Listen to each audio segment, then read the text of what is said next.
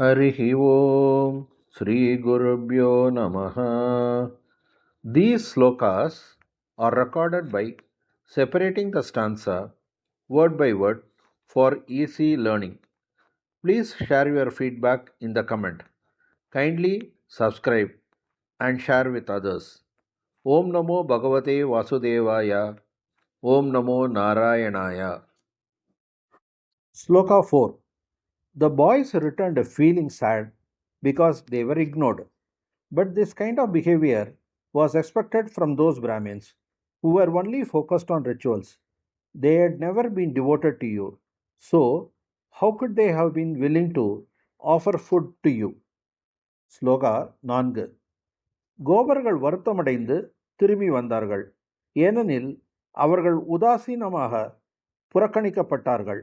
ஆனால் இப்படி பொது வழிபாட்டு முறைகளில் மட்டும் கவனம் செலுத்தும் பிராமணர்களிடம் இது எதிர்பார்க்கத்தக்கதே. அவர்கள் நீண்ட காலமாக உன்னிடம் பக்தியுடன் இருக்கவில்லை. அதனால் உனக்காக உணவு அளிக்க அவர்கள் தயாராக இருப்பது எப்படி சாத்தியமாகும்? അവഗണിക്കപ്പെട്ട ഗോപന്മാർ സങ്കടത്തോടെയും നിരാശയോടും തിരിച്ചു വന്നു. എന്നാൽ ആ കർമ്മകാണ്ഡങ്ങളിൽ മാത്രം മുഴുകിയിരുന്ന ബ്രാഹ്മണരിൽ നിന്നും അതിൽ കൂടുതലൊന്നും പ്രതീക്ഷിക്കാനുണ്ടായിരുന്നില്ല. അവർക്ക് നിന്നോട് ഭക്തിയേ ഉണ്ടായിരുന്നില്ല.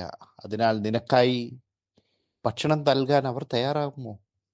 श्रीमन्नारायणीयं दशकं 61 श्लोका 4 अनादरात् खिन्नधियः अनादरात् खिन्नधियः अनादरात् खिन्नधियः हि बालकाः हि बालकाः हि बालकाः अनादरात् खिन्नधियो हि बालकाः अनादरात् खिन्नधियो हि बालकाः अनादरात् खिन्नधियो हि बालकाः समाययुः युक्तम् इदं हि समाययुः युक्तमिदं हि समाययुर्युक्तमिदं हि समाययुर्युक्तमिदं हि समाययुर्युक्तमिदं हि यज्वसु यज्वसु यज्वसु समाययुर्युक्तमिदं हि यज्वसु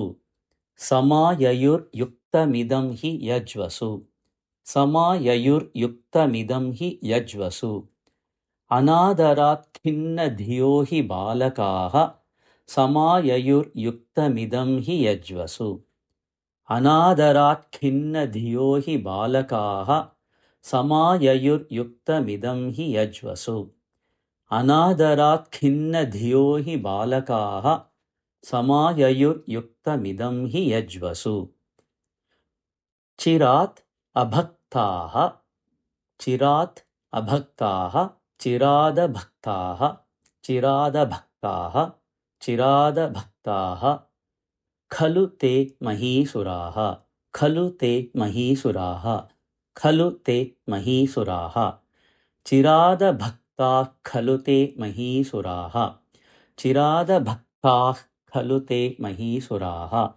चिरादभक्ताः खलु ते महीसुराः कथं हि भक्तं त्वयि कथं हि भक्तं त्वयि कथं हि भक्तं त्वयि तैः समर्प्यते तैः समर्प्यते तैः समर्प्यते तैः समर्प्यते तैः समर्प्यते कथं हि भक्तं त्वयि तैः समर्प्यते कथं हि भक्तं त्वयि तैः समर्प्यते कथं हि भक्तं त्वयि तैः समर्प्यते चिरादभक्ताः खलु ते महीसुराः कथं हि भक्तं त्वयि तैः समर्प्यते चिरादभक्ताः खलु ते महीसुराः कथं हि भक्तं त्वयि तैः समर्प्यते चिरादभक्ताः खलु ते महीसुराः कथं हि भक्तं त्वयि तैः समर्प्यते चिरादभक्ताः खलु ते महीसुराः कथं हि भक्तं त्वयि तैः समर्प्यते अनादरात् खिन्नधियो हि बालकाः समाययुर्युक्तमिदं हि यज्वसु चिरादभक्ताः खलु ते महीसुराः कथं हि भक्तं त्वयि तैः समर्प्यते अनादरात् खिन्नधियो हि बालकाः समाययुर्युक्तमिदं हि यज्वसु चिरादभक्ताः खलु ते महीसुराः कथं हि भक्तं त्वयि तैः समर्प्यते अनादरात् खिन्नधियो हि बालकाः समाययुर्युक्तमिदं हि यज्वसु चिरादभक्ताः खलु ते महीसुराः कथं हि भक्तं त्वयि तैः समर्प्यते अनादरात् खिन्नधियो हि बालकाः समाययुर्युक्तमिदं हि यज्वसु